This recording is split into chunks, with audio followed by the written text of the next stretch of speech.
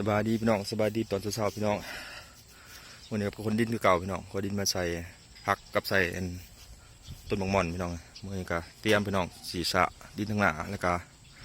ไปซื้อสีมานะทาพี่น้องกันเปื้อนแล้วก็ตอนเช้าๆพี่น้อง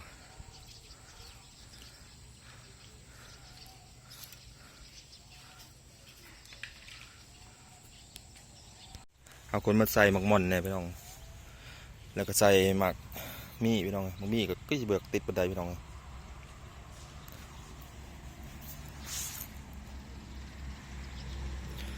ก็เก็บขี้อัดทางด้านขาพี่น้องอนามัยมีแต่อนามัยส่วนนี้พี่น้องเก็บสีตื่นเช้าเขาก็สิได้เฮ็ดได้หลายอย่างพี่น้องเช้าๆก็เราก็เริ่มเก็บเริ่มเนียนไปเรื่อยๆพี่น้อง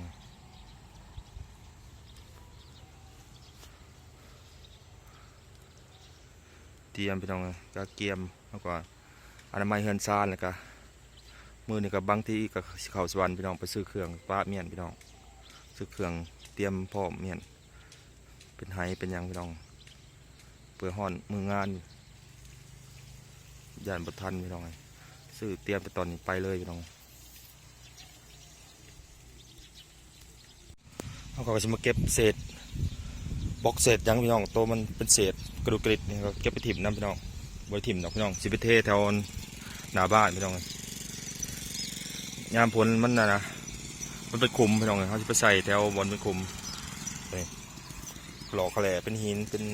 ปูนขาบปูนขาบอย่างพี่น้องเก็บให้มันละเอียดพี่น้องแล้วก็ชิโฮมขิงอับแล้วถิ่ม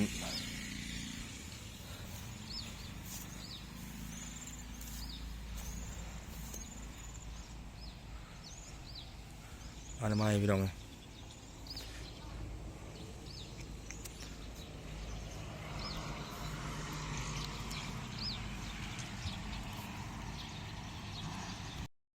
ันนี้อ้นก็จะมาเป็นมือกล้องให้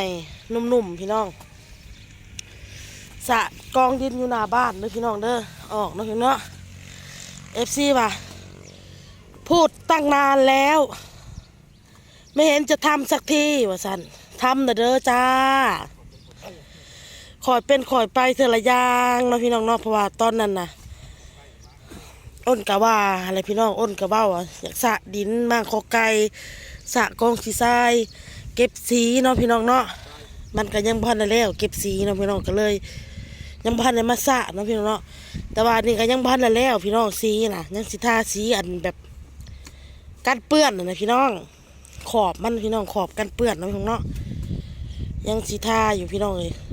ทอไก่ก็มากแล้วพี่น้องแล้วก็มาสะดินนี่แหละพี่น้องเลยก็ขอบมกขอบใจทั้งเบาไก่เบาอ้ายพี่น้องเพิ่นมาซอยเบาเต้สวรรค์เขตพี่น้องเลย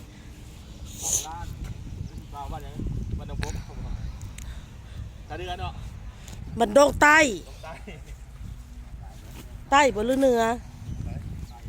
เพราะว่ามันนั่นน่ะฝนตกมันก็เป็นหนองเลยนี่พี่น้องนอนน้ำหงมัดแถวนี้ก็เลยสะพี่น้องเลยเตรียมสถานที่เลยพี่น้องอันเรื่องขึ้นเงื่อนขึ้นซ่านกับอ้นบ่อยากเว้าไปก่อนพี่น้องบ่อยากคาดหวังยังลายเด้อพี่น้องเด้อเพราะว่าเฮามึงยัดบ่ทันปีนี้พี่น้องเอ้ยก่อนคือว่าเว้ากันว่าวันที่24เนาะพี่น้องเนาะพี่น้องลมเพิ่นสะดินเพิ่นลมกันอ้นบ่อยากอันน่ะว่าวันที่24นี่มันตรงกันกับอันน่ะพี่น้องเอ้ย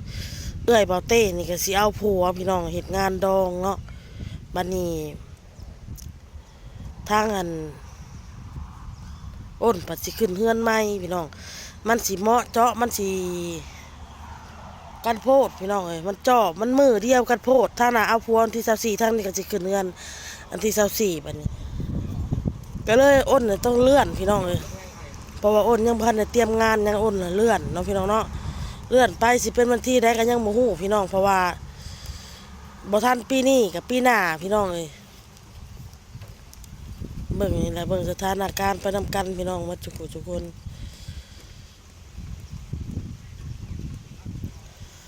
เป็นน้องมัดแถวนี่พี่น้อง นี่ในนี้เป็นน้องคนจังหวะ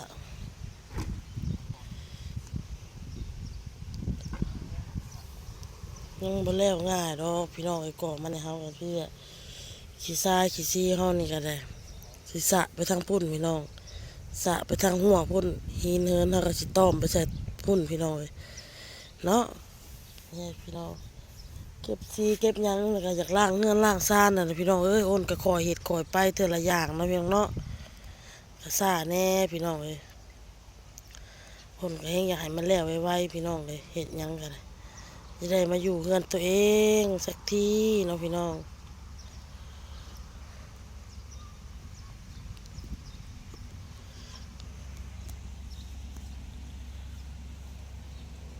สีซื้อเหรอเบยสี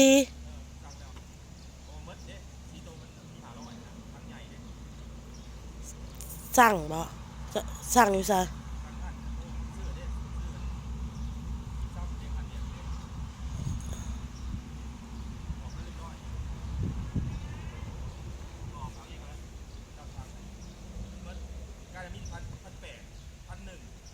แล้วมันนี่แหละมันหมดแล้วเพิ่นยังไปเอามาให้บ่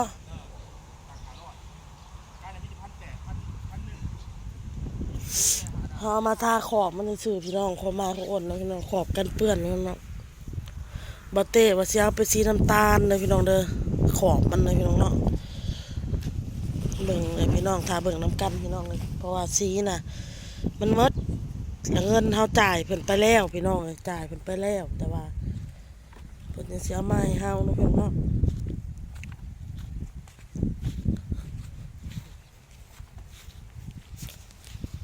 ฮ้อนแดดบ่าวเสื้อสีดำหันรู้สึกว่าจะทิศแล้วได้พี่น้องเอ้ย ไปสวรรค์มาพี่น้องหลายมื้อ บ่เสื้อนะตั้งแต่มือมาเสื้อนี่ไอ้เต้คือบ่หาเสื้อให้น้องหมูใส่เนี่ย มื้อนี้เพิ่นสิได้เดินทางแล้วมื้อนี้ เดินทางมา เดินทางแล้วบ่ เดินทางกลับประเทศมาเพิ่นมาหาดำหัวใจพี่น้องเอ้ยบ่ไก่ หารักแท้ มาหารักแท้มันยังบ่ได้พี่น้องเอ้ยกลับก่อนกลับเมื่อก่อนมื้อหน้ามาใหม่เพิ่นว่า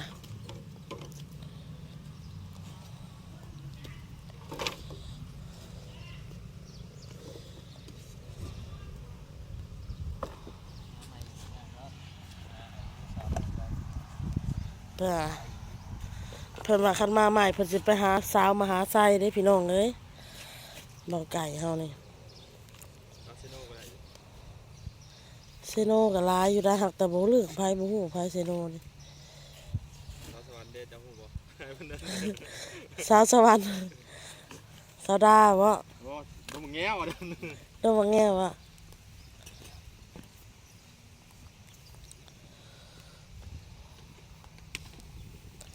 คือสิจบกันแล้วเนาะ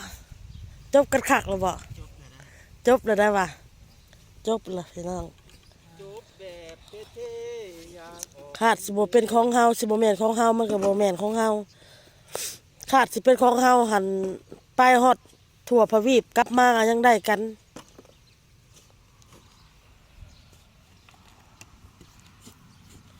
จบแบบเท่ๆบ่เต้พี่น้องเพลงใส่พี่น้อง หยอกก็อย่าแล้วหาใหม่มันต้องมีมื้อใดมื้อหนึงเป็นคน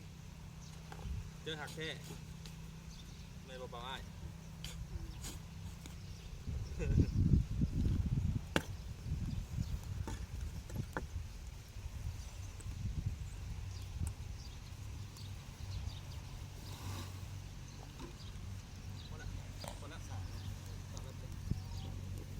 เป็นแล้วพี่น้องมาเลยกันซอยกันหลายคน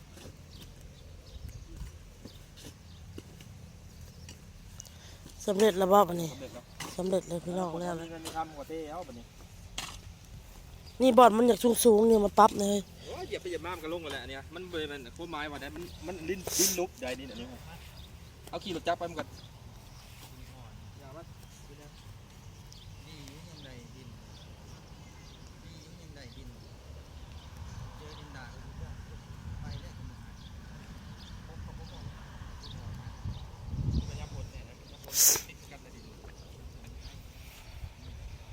ขอบมกขอบใจทั้งเบาอ้ายและก็เบาไก่พี่น้องที่มาซอยบ่เต้แล้วเด้อพี่น้องเด้อสระกองดินทางหน้าบ้าน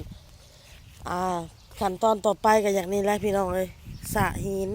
ทรายทาสีโอ้ยยังหลายอย่างพอไก่ก็มากแล้วพี่น้องเสาไฟฟ้าเฮาก็ยกขึ้นแล้วเนาะพี่น้องคอยเฮ็ดคอยไปเทอละอย่างลาไปก่อนพี่น้องคลิปนี้พี่น้องเอ้ย ลาไปก่อนพี่น้องเจอกันคลิปหน้าพี่น้องสวัสดีลาไปก่อน